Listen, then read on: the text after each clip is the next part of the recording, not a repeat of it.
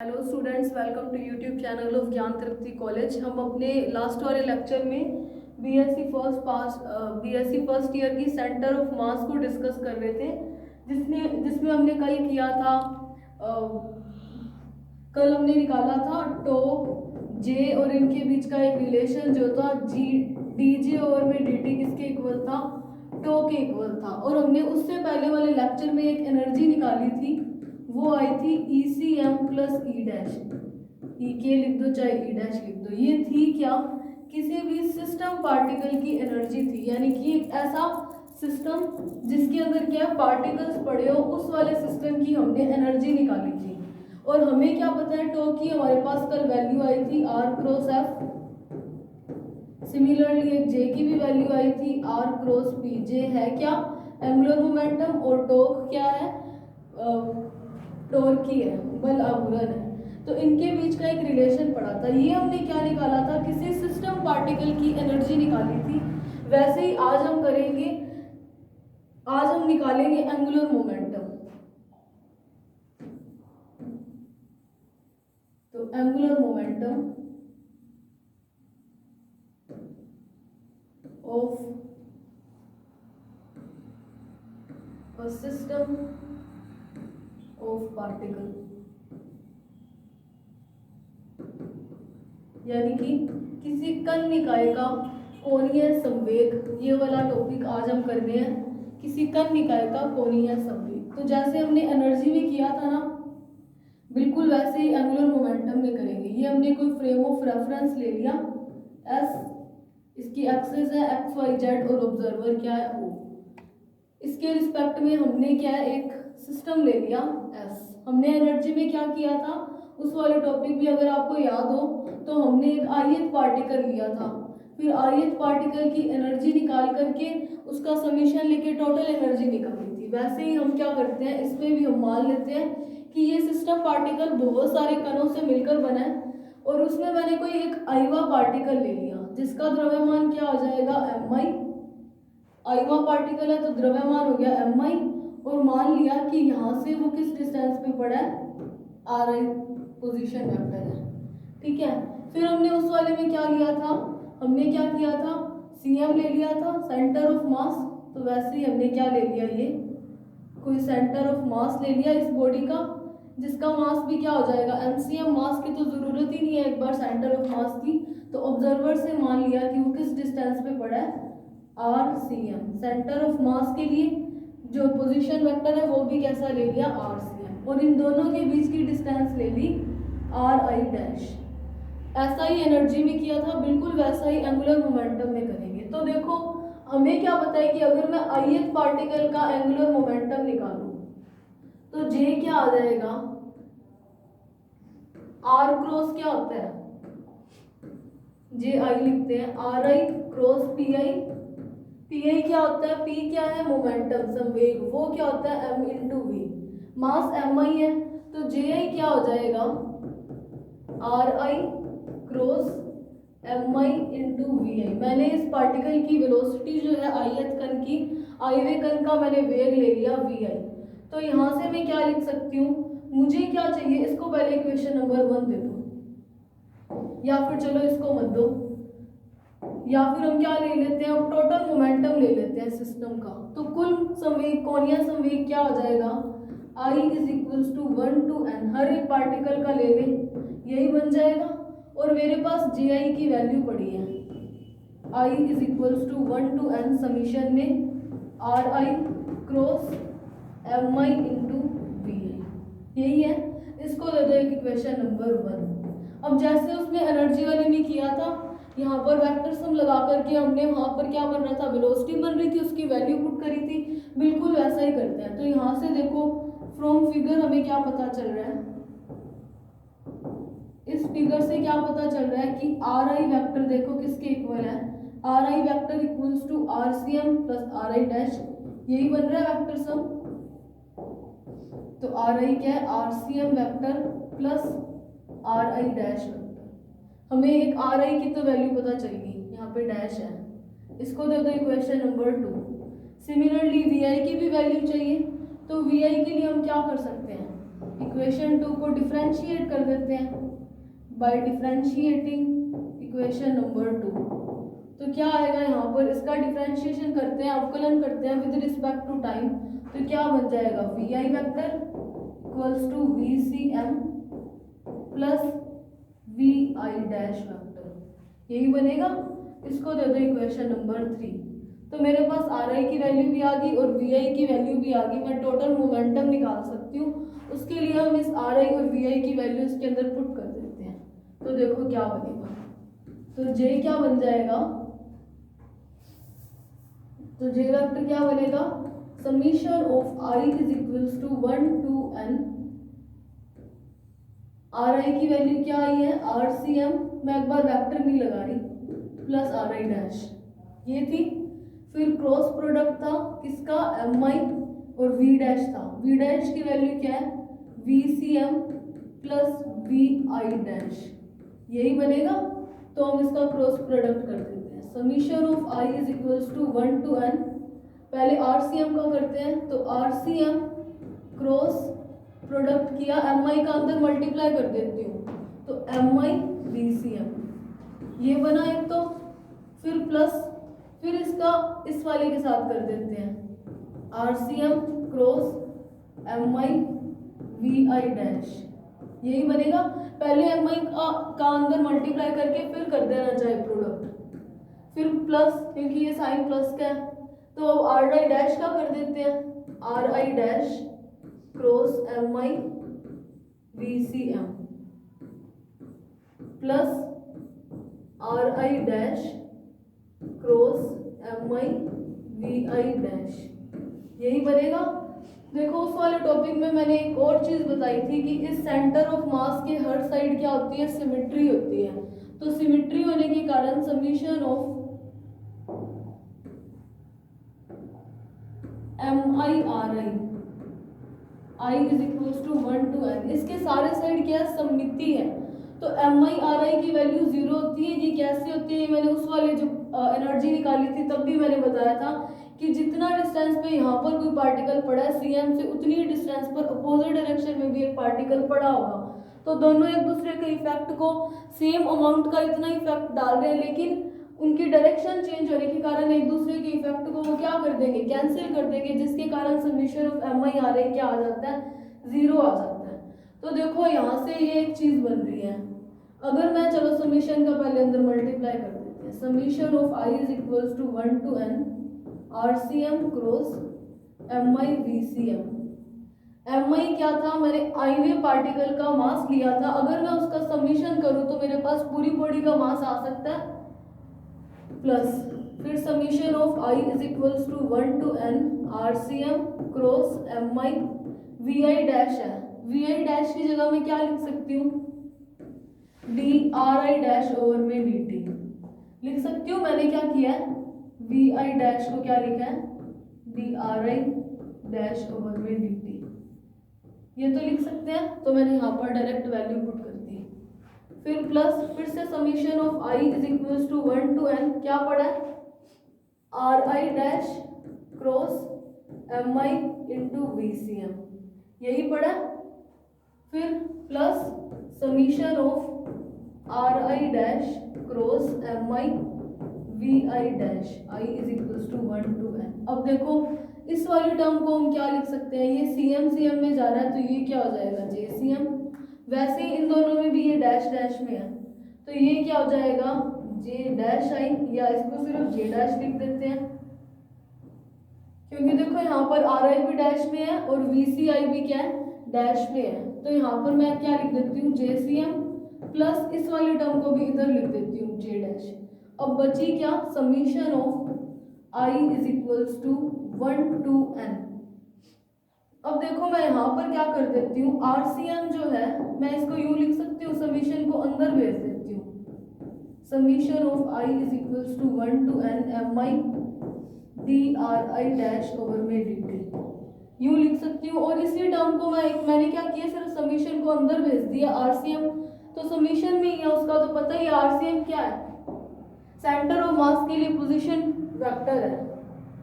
फिर प्लस अब इस वाले टर्म को मैं क्या लिख सकती हूँ, summation of I is equals to 1 to n, M I को मैं चाहे पहले लिखूं चाहे बाद में लिखूं कोई फर्क नहीं पड़ेगा, क्योंकि वो तो एक स्केलर क्वांटिटी है, उसका तो क्रॉस प्रोडक्ट नहीं हो रहा ना, क्रॉस VCM यू लिख सकती हूँ, मैंने यू लिख दिया, ठीक है।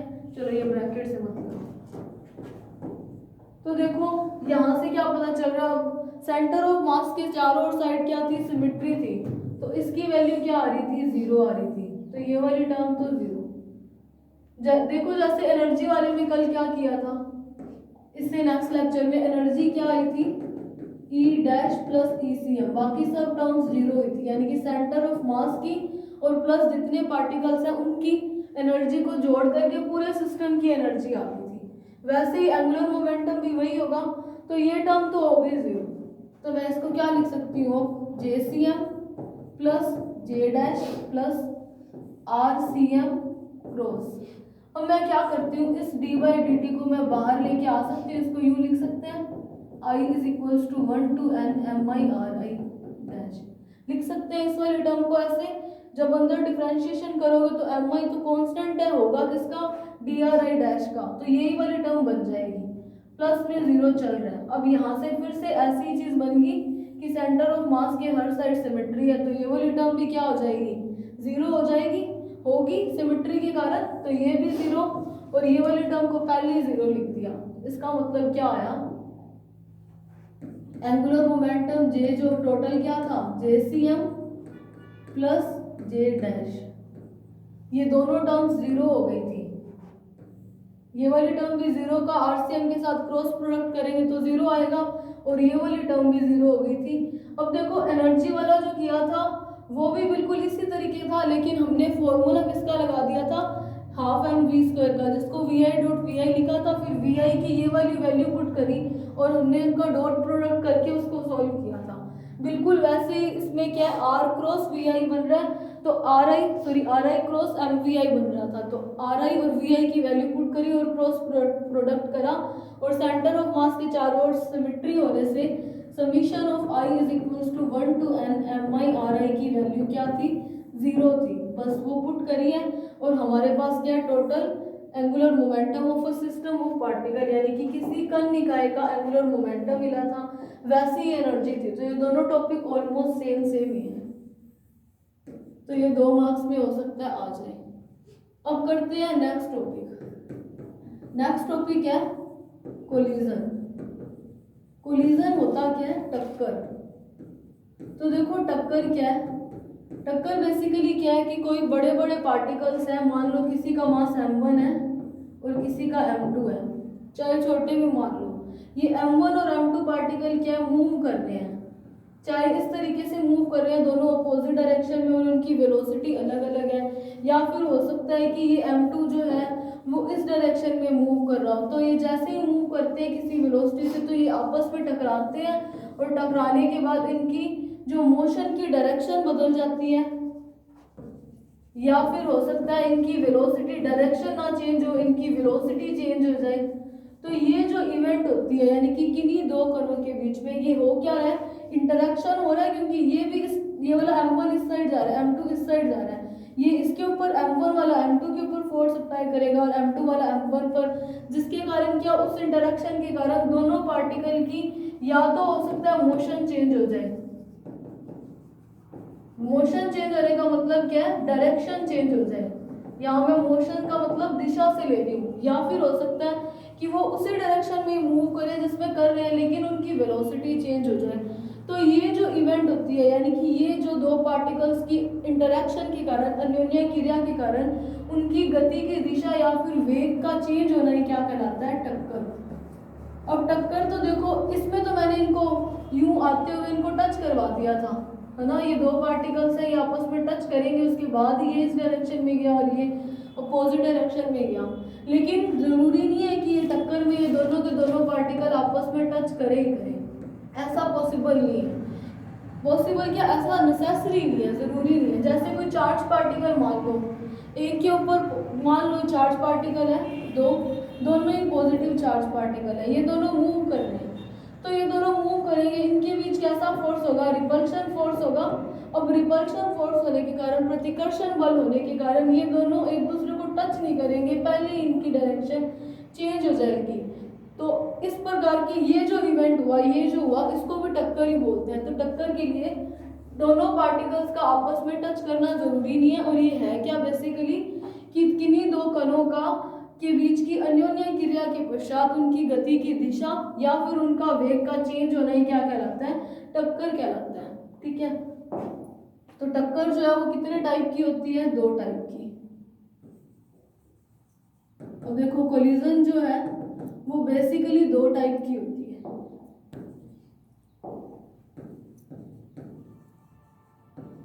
पहला हम ले लेते हैं, हम बेसिकली बात कर रहे हैं, पहला ले लेते हैं परफेक्टली इलास्टिक।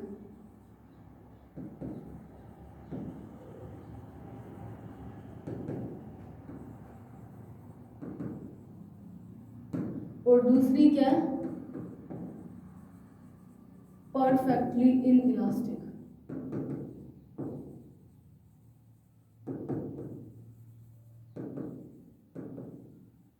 पूर्णतः प्रत्यास्थ टक्कर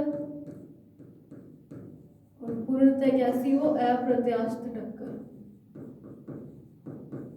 अब देखो जो टक्कर होती है ना, प्रैक्टिकली पता चलता है कि चाहे टक्कर इलास्टिक है, चाहे नॉन इलास्टिक है या फिर इनइलास्टिक है, उनके बीच में जो मोमेंटम होता है वो कैसा रहता है, कंजर्व रहता है। मोमेंटम हमेशा संरक्षित रहता है। लेकिन जो एनर्जी है वो प्रैक्टिकली पता चला था कि ये एनर्जी का कंजर्व रहना जरूरी नहीं है। ये डिपेंड करता है कि टक्कर कैसी हुई है, इलास्टिक हुई है या फिर नॉन इलास्टिक या इनइलास्टिक हुई है। तो देखो अगर टक्कर प्रत्यास्थ है उस केस में तो एनर्जी और मोमेंटम दोनों कंजर्व रहते हैं। लेकिन अगर टक्कर इनइलास्टिक है, अप्रत्यास्थ है, तो उस केस में ऊर्जा संरक्षित रहेगी, लेकिन संवेग संरक्षित रहेगा, लेकिन एनर्जी कैसी रहती है, असंरक्षित। कैसे रहती है,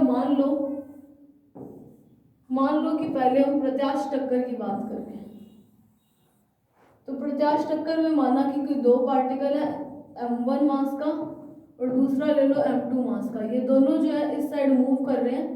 इनकी वेलोसिटी मान ली u1 और u2। m1 मास की वेलोसिटी m1 और m2 की क्या है, u2। ये दोनों क्या टकरा एक दूसरे की ओर मूव कर रहे हैं। तो एक टाइम ऐसा आएगा जब ये एक दूसरे को टच करेंगे m1 और m2, और फिर टच करते ही इनकी डायरेक्शन क्या हो जाएगी, चेंज हो जाएगी। m1 m2 मास की है, वेलोसिटी ले लो v2 और ये ले लो v1। हो सकता है ये इस तरीके से इनकी डायरेक्शन ये ना बने, लेकिन हो सकता है कि डायरेक्शन चेंज हो जाए। तो वो डिपेंड करता है पार्टिकल कैसा है, वेलोसिटी कितनी है, तो वो उस चीज़ों पे डिपेंड करता है। तो इसके लिए टक्कर से पहले संवेग m1 u1 plus m2 u2 किसके इक्वल आएगा, टक्कर के बाद के संवेग के m1 v1 plus m2 v2 के। और एनर्जी कैसी आती है, half m1 u1 square plus half m2 u2 square equals to half m1 v1 square plus half m2 v2 square. ये तो किसके लिए हो जाएगा, इलास्टिक कोलिजन के लिए, अगर टक्कर प्रत्यास्थ हो रही है तब। लेकिन अगर टक्कर पूर्णतः अप्रत्यास्थ हो तो उस केस में क्या होता है, पहले तो संवेग तो दोनों में संरक्षित रहेगा। मैंने यहाँ पर क्यों नहीं लिखा, हीट क्यों नहीं मैंने यहाँ पर प्रोड्यूस करवाई, क्योंकि इलास्टिक कोलिजन है। इलास्टिक कोलिजन का मतलब है no loss of energy, energy में कोई लॉस नहीं होगा, वो कंजर्व रहेगी। लेकिन अगर मैं नॉन इलास्टिक की बात करूं, इन इलास्टिक की बात करूं, तो उसके केस में क्या होता है कि कोई m1 पार्टिकल का मास u1 वेलोसिटी से आ रहा है और m2 u2 वेलोसिटी से जा रहा है। हो सकता है ये m2 की वेलोसिटी 0 हो और m1 किसी वेलोसिटी से जा रहा हो, या इसमें ये भी केस बन सकता है कि m1 की वेलोसिटी 0 हो, m2 किसी वेलोसिटी से जा रहा हो। तो ये अलग अलग बातें हैं। तो इस केस में क्या होता है कि ये दोनों पार्टिकल जब टकराते हैं, अगर पूर्णतः अप्रत्यास्थ हो रही है, तो ये दोनों पार्टिकल्स क्या एक दूसरे से चिपक करके कांस्टेंट वेलोसिटी, यानी कि दोनों एक सेम वेलोसिटी v से मूव करते हैं। इस वाली इवेंट को क्या बोलते हैं, अप्रत्यास्थ टक्कर। मतलब दोनों पार्टिकल्स आपस में चिपक जाए, स्टिक टुगेदर, एक दूसरे के साथ चिपक गए कि किसी वेलोसिटी v से मूव करे, तो इस केस को क्या बोलते हैं, पूर्णतः अप्रत्याश टक्कर। इसमें क्या है, संवेग तो इसमें भी संरक्षित रहता है, यानी कि m1u1 प्लस m2u2 किसके इक्वल आएगा, m1 plus m2 into we के। संवेग संरक्षित रहता है लेकिन एनर्जी जो है वो कैसी रहती है, कंजर्व नहीं रहती।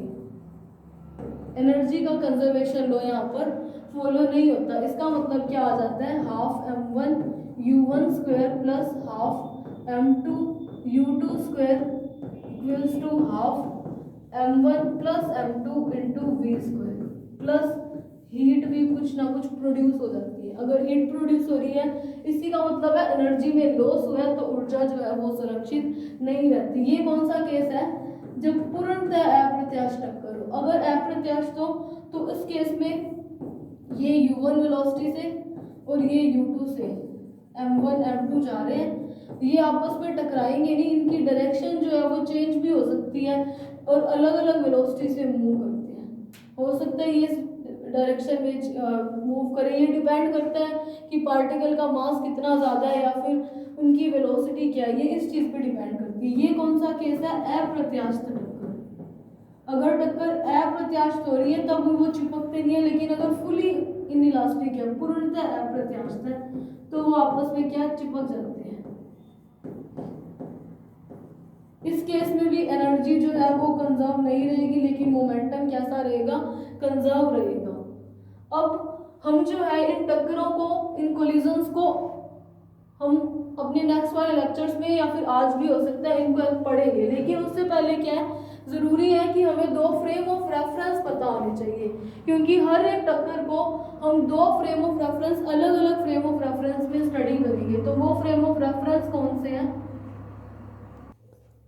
देखो इससे इन जितनी भी हम कोलिजन्स पढ़ेंगे ना उनको हम दो अलग अलग फ्रेम ऑफ रेफरेंस में पढ़ेंगे। तो कौन से फ्रेम ऑफ रेफरेंस में पढ़ेंगे, एक तो है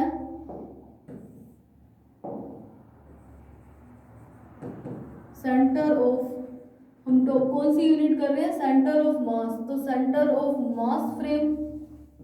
और दूसरा हम कौन से फ्रेम में करेंगे, लेबोरेटरी फ्रेम। इनको शॉर्ट में क्या बोलते हैं, सीएम फ्रेम, और इसको शॉर्ट में बोलते हैं एल फ्रेम या फिर लैब फ्रेम भी बोल सकते हैं। ये फ्रेम होते क्या है, हमने फ्रेम ऑफ रेफरेंस पढ़े हैं, वो क्या थे, हमने फ्रेम ऑफ रेफरेंस तो दो टाइप के पढ़े थे, एक तो पढ़ा था जड़त्वीय और दूसरा क्या पढ़ा था, अजड़त्वीय। वैसे ही अगर हम सेंटर ऑफ मास किसी बॉडी का एज्यूम कर रहे हैं तो हम दो तरह के फ्रेम ऑफ रेफरेंस में कोई भी टक्कर है उसको पढ़ेंगे। कैसे, लैब फ्रेम तो सिंपल है, अगर कोई लैब के रिस्पेक्ट हम कोई कोलिजन करवा रहे हैं, वो किसी लैब के रिस्पेक्ट, हम लैब में खड़े हैं वहाँ पर कुछ कोलिजन करा रहे हैं, तो लैब के रिस्पेक्ट जो फ्रेम ऑफ रेफरेंस लिया जाता है उसको बोलते हैं लैब फ्रेम, यानी कि ऐसा फ्रेम ऑफ रेफरेंस जो किसी लेबोरेटरी के प्रयोगशाला के रिस्पेक्ट में हो, तो उसको क्या बोलते हैं, लैब फ्रेम। लेकिन सेंटर ऑफ मास फ्रेम क्या है, अलग होता है। कैसे होता है, हम कोई बॉडी एज्यूम करते हैं, उसका हम क्या ले लेते हैं, यहाँ पर इसका सेंटर ऑफ मास है, ठीक है, और हमने कोई एक फ्रेम ऑफ रेफरेंस ले लिया एस, जिसका ओ ओरिजिन है, एक्स वाई और जेड है। ये फ्रेम ऑफ रेफरेंस जो है इसी को हम सीएम फ्रेम बनाएंगे। तो ये कैसे बनता है, फ्रेम ऑफ रेफरेंस कोई भी सीएम फ्रेम कब बनेगा, जब इस फ्रेम ऑफ रेफरेंस के जो ओरिजिन है वहीं पे ही इस बॉडी का सेंटर ऑफ मास आता है, यानी कि ये जो सेंटर ऑफ मास था वो इसी ऑब्जर्वर के ऊपर हो, तो इस टाइप के फ्रेम ऑफ रेफरेंस को बोलते हैं सीएम फ्रेम। और यहाँ पर ये जो सीएम है, सेंटर ऑफ मास है, इसकी जो वेलोसिटी वीसीएम होती है वो होती है 0, यानी कि सेंटर ऑफ मास फ्रेम कैसा है, ऐसा फ्रेम ऑफ रेफरेंस जिसमें हम किसको एज्यूम करें, सेंटर ऑफ मास को, और वो भी कैसा कि वो मूव नहीं कर रहा है, उसकी वेलोसिटी कैसी है, 0 है। अब देखो अगर वेलोसिटी 0 या कांस्टेंट होती थी तो फिर हम उसको क्या लेते थे, इनर्शियल फ्रेम ऑफ रेफरेंस लेते थे, तो ये इनर्शियल फ्रेम ऑफ रेफरेंस की तरह ही बिहेव करेगा। तो अगर centre of mass frame of reference देखें तो ऐसा फ्रेम ऑफ रेफरेंस जिसमें द्रव्यमान केंद्र का वेग 0 हो तो उस फ्रेम ऑफ रेफरेंस को क्या बोलते हैं? सेंटर ऑफ मास फ्रेम, द्रव्यमान केंद्र तंत्र। अब सेंटर ऑफ मास का VCM 0 है। आपको क्या पता है मोमेंटम क्या होता है? P is equals to m into V होता है। अगर मैं सेंटर ऑफ मास की बात करूं उसका तो वेलोसिटी 0 है तो मोमेंटम कैसा हो जाएगा? 0 हो जाएगा। तो इसी फ्रेम ऑफ रेफरेंस को एक और नाम देते हैं, वो कौन सा है? शून्य संवेग तंत्र, जीरो मोमेंटम फ्रेम। तो centre of mass frame of reference क्या है? ऐसा फ्रेम ऑफ रेफरेंस, ये सिर्फ मैंने समझाने के लिए डायग्राम बनाया है, ऐसा फ्रेम ऑफ रेफरेंस जिसमें सेंटर ऑफ मास को एज्यूम करें और वो भी कैसा कि उसकी वेलोसिटी कैसी है? 0। तो उसको क्या बोलते हैं? Centre of mass frame. और होता कैसे है एक्चुअल में? सेंटर ऑफ मास जो है वो इसी ऑब्जर्वर पर बैठा होता है, यानी कि अगर कोई दो पार्टिकल्स इस सिस्टम के अंदर है, वो टकरा रहे हैं, तो यहाँ पर कोई ऑब्जर्वर बैठा होगा इस सेंटर ऑफ मास पर, या फिर ये जो O है वो सेंटर ऑफ मास कैसे संपाती है, या तो O या फिर सेंटर ऑफ मास, कुछ भी बोल दो, इसके ऊपर कोई ऑब्जर्वर बैठा होगा और वो दोनों पार्टिकल्स की इंटरेक्शन को देखेगा। टक्कर एक टाइप की इंटरेक्शन ही है। तो यहाँ पर जो ऑब्जर्वर CM पर बैठा होता है ना सेंटर ऑफ मास फ्रेम में, इस ऑब्जर्वर को फील होता है कि दोनों पार्टिकल जो है इसी CM की ओर आते हैं, जबकि लैब फ्रेम में ऐसा कुछ भी नहीं होता। लैब फ्रेम में सेंटर ऑफ मास को कंसीडर नहीं किया जाएगा, सिंपल जैसे टक्कर को पढ़ा जाता है, एनर्जी और मोमेंटम की कंजर्वेशन लो लगा के करेगा। तो लैब फ्रेम क्या है? लैब के रिस्पेक्ट में जो फ्रेम ऑफ रेफरेंस लिया जाता है वो लैब फ्रेम। और सेंटर ऑफ मास फ्रेम क्या है? ऐसा फ्रेम ऑफ रेफरेंस जिसमें सेंटर ऑफ मास की वेलोसिटी क्या हो? 0 हो, तो उसको क्या बोलते हैं? Centre of mass frame. या फिर वेलोसिटी 0 होने का मतलब क्या है? मोमेंटम 0 है, तो उसको क्या बोल सकते हैं? शून्य संवेग तंत्र। इसमें क्या होता है? ऑब्जर्वर सेंटर ऑफ मास के ऊपर ही बैठा होता है और उसको क्या लगता है कि कोई भी पार्टिकल जो है उनकी मास मान लिया m1 और m2, अगर वो टकरा रहे हैं यानी कि उनके बीच में कोई इंटरेक्शन हो रही है, तो इसे क्या लगता है कि वो पहले CM की ओर आ रहे हैं, उसके बाद वो टकराएंगे। तो देखो अब हम करते हैं कोलिजन। पहली टाइप की कोलिजन पढ़ते हैं, वो कौन सी है? Head on elastic collision. Head on perfectly elastic collision.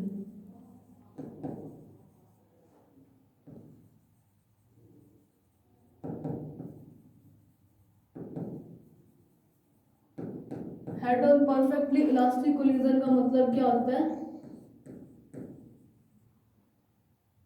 सम्मुख पूर्णतः प्रत्यास्थ टक्कर।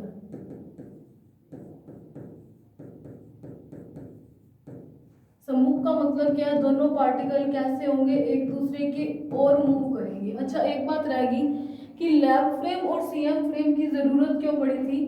क्योंकि जो कोलिजन्स होती है ना, कुछ कोलिजन्स ऐसी होती हैं जो लैब फ्रेम में, यानी कि लैब से अगर हम कुछ टक्कर या कुछ भी स्टडी कर रहे हैं तो लैब फ्रेम के रिस्पेक्ट में उनकी स्टडी करना पॉसिबल नहीं होता, बहुत क्रिटिकल हो जाती है उनकी स्टडी करना। इसीलिए सेंटर ऑफ मास फ्रेम को एज्यूम किया था, जिसके रिस्पेक्ट में हम सेंटर ऑफ मास फ्रेम के रिस्पेक्ट में हम क्या करते हैं? उन कोलिजन्स की स्टडी करते हैं। और टक्कर की वैसे भी और भी टाइप हो सकते हैं, जैसे कि हेड ऑन कोलिजन, यानी कि सीधी टक्कर हो सकती है कि दो पार्टिकल यूं आ रहे हैं और टकरा करके वेलोसिटी चेंज होगी या किसी भी डायरेक्शन में, मतलब एक लाइन के अलोंग जो टक्कर है उसको क्या बोलते हैं? सीधी टक्कर। एक टक्कर की टाइप और हो सकती है, वो कौन सी है? ओब्लिक टक्कर, ओब्लिक कोलिजन या फिर तिर्यक टक्कर। तो इसमें क्या होता है कि पार्टिकल जो है टकराने से पहले या फिर टकराने के बाद उनकी मोशन क्या चेंज हो जाएगी, यानी कि डायरेक्शन चेंज हो जाएगी। मान लो कि दो पार्टिकल यूं आ रहे हैं और वो टकराने के बाद एक इस डायरेक्शन में चला जाए और एक इस डायरेक्शन में चला जाए, तो ये ओब्लिक हो गई। या फिर क्या हो सकती है? Oblique collision. या फिर हो सकता है कि कोई एक दो पार्टिकल इस तरीके से आ रहे हो और वो आपस में टकरा करके एक लाइन के अलोंग हो जाए, तो यानी कि एक ऐसी टक्कर जिसमें या तो टकराने के पहले या फिर टकराने के बाद उनकी डायरेक्शन चेंज हो जाए, तो उसको बोलते हैं ओब्लिक टक्कर। और सीधी टक्कर या फिर स्ट्रेट कोलिजन क्या है? जिसमें उनकी डायरेक्शन चेंज ना हो। तो पहला केस इसमें करते हैं, वो कौन सा है? पूर्णतः प्रत्यास्थ टक्कर, हेड ऑन कोलिजन कर रहे हैं। तो हम इसमें पहले किसमें पढ़ेंगे, लैब फ्रेम ऑफ रेफरेंस में पढ़ेंगे। फिर हम इसी वाली कोलिजन को सीएम फ्रेम में करेंगे, ठीक है, यानी कि हर एक टक्कर को 2 बार पढ़ा जाएगा। तो मैंने मान लिया कि कोई m1 मास का पार्टिकल है, वो u1 वेलोसिटी से इस डायरेक्शन में जा रहा है, और सिमिलरली m2 मास का पार्टिकल जिसकी वेलोसिटी है u2, वो यूं जा रहा है, और दोनों एक दूसरे के साथ यूं टकराएंगे m1 m2, और टकराने के बाद डायरेक्शन चेंज भी हो सकती है और नहीं भी, वेलोसिटी मान लो उनकी यूं हो गई, यानी कि वेलोसिटी क्या है, चेंज हो गई है। तो इस इंटरेक्शन के कारण वेलोसिटी चेंज हुई, और वेलोसिटी को चेंज होना ही क्या बोल सकते हैं, कोलिजन। हम कौन सी पढ़ रहे हैं, फुली इलास्टिक या फिर परफेक्टली इलास्टिक। तो यहाँ से क्या पता चल रहा है, मोमेंटम जो है वो क्या रहेगा, कंजर्व। तो m1v1 किसके इक्वल है, m1v1 प्लस m2u2, यानी कि कोलिजन के पहले का संवेग किसके इक्वल आएगा, कोलिजन के बाद के संवेग के m2v2 प्लस m1v1 के, इसी के इक्वल आएगा। यहाँ से हम क्या करते हैं, m1 वाली को एक साइड ले लेते हैं, तो m1 u1 माइनस v1, मैंने इस इधर ला करके माइनस m1 को कॉमन ले दिया, फिर यहाँ पे क्या हो जाएगा, m2 v2 माइनस u2, इसको दे दो इक्वेशन नंबर 1। ये है क्या, संवेग संरक्षण के नियम से।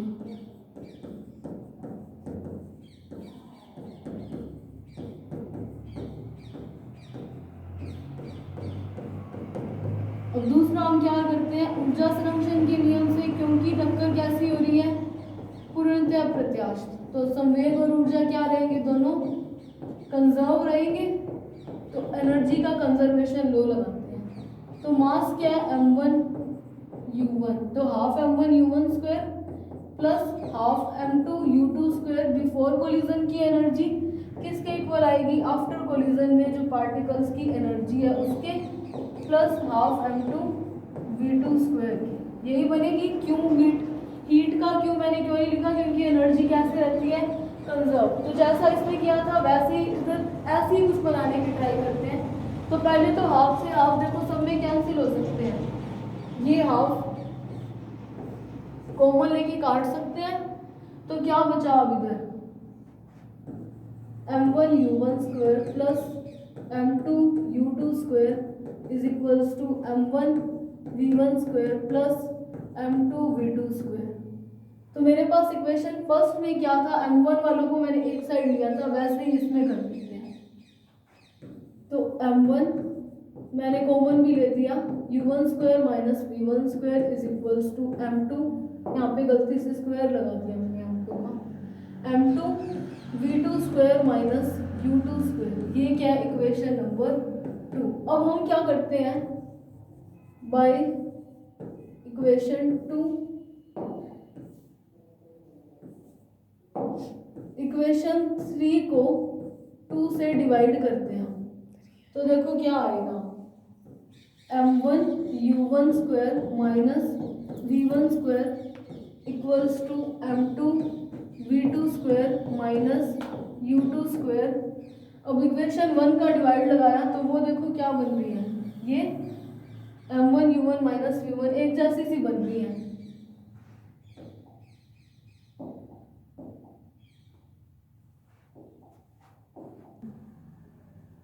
ये इक्वेशन 3 2 लिख दिया, ये 1 2 है, क्योंकि 3 तो कोई नंबर ही नहीं दिया, 2 डिवाइडेड बाय 1। तो इक्वेशन 1 क्या थी, m1 u1 माइनस v1, और यहाँ पे उसके RHS क्या था, m2 u2 minus v2, m2 से m2 कैंसिल, m1 से m1 कैंसिल। अब a square minus b square क्या होगा, ये वाला बाय मिस्टेक u2 लिख दिया, जबकि ये v2 माइनस v1 था, v2 माइनस u2, ये देखो v2 माइनस u2 था, तो यहाँ पे क्या आएगा, v2 माइनस u2। अब देखो a square minus b square क्या होता है, a minus b into a plus b, तो यहाँ पे मैं क्या लिख सकती हूँ, u1 minus v1 into u1 plus v1 equals to, इसके डिवाइड में क्या आएगा, u1 माइनस v1। सिमिलरली यहाँ पर v2 minus u2 into v2 plus u2 over में v2 माइनस u2, तो देखो ये वाली टर्म से ये टर्म कैंसिल होगी, वैसे इधर में ये से ये, तो क्या बचा u1 plus v1 equals to v2 plus u2। ये वाली चीज करने का रीजन ये था कि हम किसी एक वेलोसिटी की वैल्यू निकाल लेते हैं। तो यहाँ से एक वेलोसिटी की वैल्यू आ गई, v2 क्या आया देखो यहाँ से u1 plus v1 minus u2। अब ये वाली जो u2 की वैल्यू है इसको कोई इक्वेशन नंबर दे दो, इक्वेशन नंबर 3। अब हम क्या करना है, इस वाले v2 की वैल्यू को मोमेंटम कंजर्वेशन वाले लॉ में पुट करेंगे और v1 और v2 की वैल्यू निकालेंगे। अब वो कैसे आएंगी वो कल करेंगे, आज के लिए इतना ही। So thank you for watching this lecture.